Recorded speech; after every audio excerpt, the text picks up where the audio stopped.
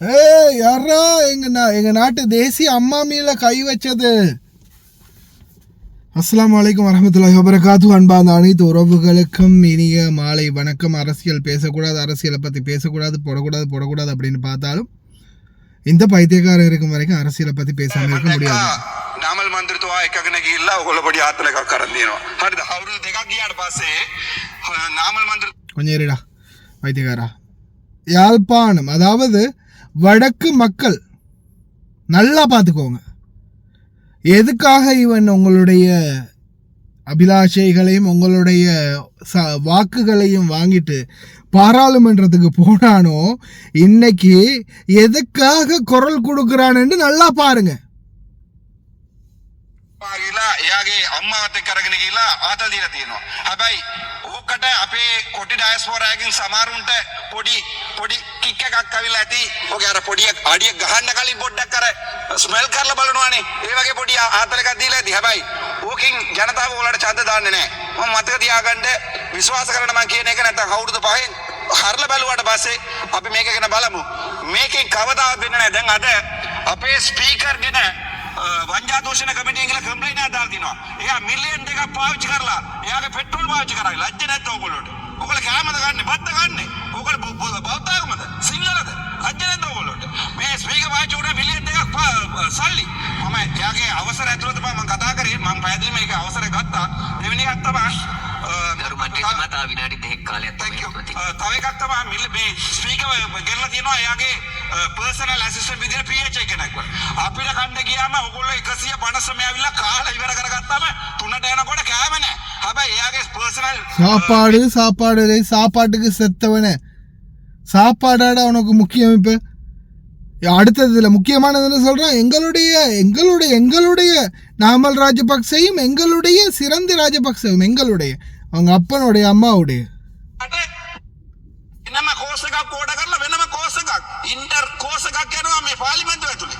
අපිට ගන්න නැහැ මේක ඇතුලේ. එතකොට ඒක විරුද්ධවත් මේ වංජා දූෂණ කොමිටියෙන් ගිහිල්ලා දෙනවා. ලැජ්ජාව නැද්ද ඔයගොල්ලෝට? දැන් ඔයගොල්ලෝ කිව්වා නේද අර උගණ්ඩා අක්කා නැද්ද ඉන්නවද? කිව්වා නේද උගණ්ඩාවේ සල්ලි ගේන්න ඕන නැද්ද? රුපියලකට ගෙනාවද?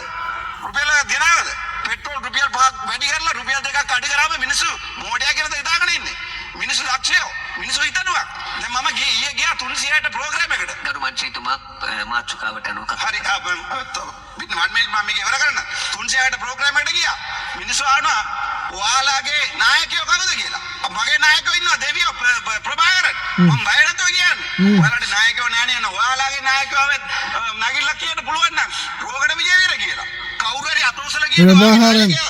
பிரபாகரன் அவர்களை நீ நாயகன் எங்களுடைய தெய்வம்னு சொல்றியா இருந்தா அந்த வாயால எப்படிரா நீ எங்களுடைய ஜனாதிபதி எங்களுடைய மஹிந்த ராஜபக்ச எங்களுடைய நாமல் ராஜபக்ச டேய் ஒரு பக்கம் குடுறா, ஒரு பக்கம் கொடு, வளைச்சு எல்லா பக்கமும் கொடுத்தாயினா கடைசியில கிழிஞ்சு தொங்கிடுண்டா.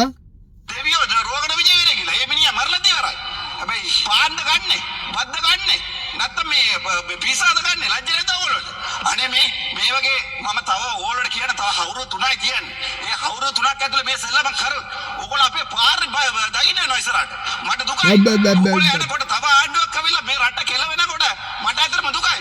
මමත් බලනවා ඔයගොල්ලෝ විදිහට මේ වංජා දූෂණයට විරුද්ධව මේ හැම එකටම විරුද්ධවම කතා කරපු එක නම උතුරාවිල්ලා අද වෙනකන් ඔයගොල්ලෝ අල්ලපු එක වංජා දූෂණ කියන උතුරාවිල්ලා ශ්‍රීධරන් මන්ත්‍රීතුමා ඔච්චර පට්ට හොරක් කියලා හැම එකම ගිහිල්ලා වංජා දූෂණ කොමිටිය දැම්මට පස්සේ එයාම ඔයගොල්ලෝ හිරේ තියාගෙන ඉන්නවා.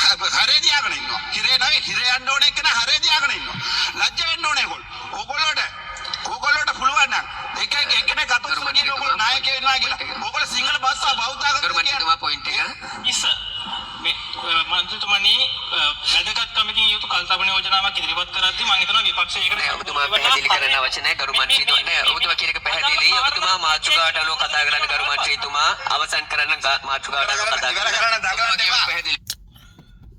ஐயோ, பாராளுமன்றமா இல்ல பாடசாலையுடைய மன்றமானு தெரியாம இருக்குது.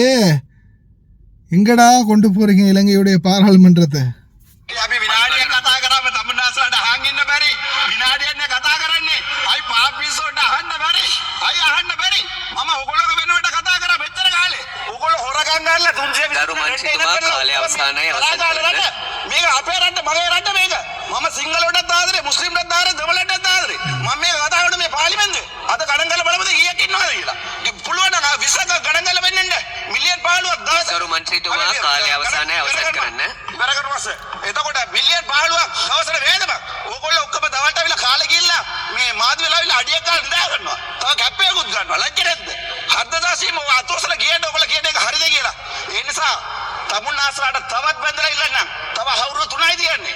ඒ හවුරු 3 තෝම කෙලව ගත්තොත් තමුන්නාසලේ පාරණව දකින්න අවසන් කරන්න ගරු මන්ත්‍රීතුමා. භූමි ස්තුතියි ගරු මන්ත්‍රී. அவருது டேய் அவருது இந்த மடையனை கொண்டு போய் பாராளுமன்றத்துக்கு அனுப்பி வச்சிருக்கீங்களே மக்களே. ஆனால் இதுவும் ஒரு பாடம்னு நினச்சிக்கோங்க. இனி வருங்காலமாவது திருந்துங்க. அப்போ இவன் யாருக்கு தான் சப்போர்ட்? எங்கட அண்ணன், எங்களுடைய தலைவன், எங்களுடைய தெய்வம் பிரபாகரன். சரி, ஒரு பக்கம் அப்படி சொல்கிறேன். இன்னொரு பக்கம் அப்பே ஜனாதிபதி துமா, அப்பே ராமல் ராஜபக்ச, அப்பே சிராந்த் ராஜபக்ச. அது என்னடா அது எல்லாமே எங்கடனா அப்போ எல்லாமே ஒன்றுடனா இன்னும் யாருக்கு நான் கொடுக்க போகிறாய்? அதெல்லாம் போதாதுன்னு முஸ்லீம் பொம்பளை ஒன்றும் கல்யாணம் முடிக்க வேணுமா? கடந்த காலங்கள் அதுதான் ஹைலைட்டான பேச்சு. வேறு மக்களே, சிராந்தி ராஜபக்ச மட்டுமல்ல, இலங்கையினுடைய பல ராஜபக்சாக்கள் பிடிபட இருக்கிறாங்க. ராஜபக்சாக்கள் சம்பந்தப்பட்ட பலரும் பிடிபடுவாங்க. ஆனால் நல்லா புரிஞ்சுக்கோங்க, என்னடா வந்து 1 வருஷம் ஆகுது 2 வருஷம் ஆகுது, இவனுங்க ஊழலை பிடிக்கலை, இன்னும் பிடிக்கலை, என்ன காசு கொண்டு வரலை, என்ன அப்படி பண்ணுறானுங்க எப்படி பண்ணுறானுங்கன்னா, சாதாரணமாக நீங்களோ நானோ இல்லை, இந்த ராஜபக்ச பரம்பரை 2 தடவை ஆட்சியை நாட்டில் அமைச்ச பரம்பரை, ஆட்சியில் இருந்த பரம்பரை. அதே மாதிரி அதுக்கு பிறகும் அதுக்கு முன்னாடியும் ஆட்சியில் இருந்தவங்களும் ஆட்சிக்கு வந்தவங்களும் தொடர்ந்தும் அந்த பக்ஷாக்களுக்கு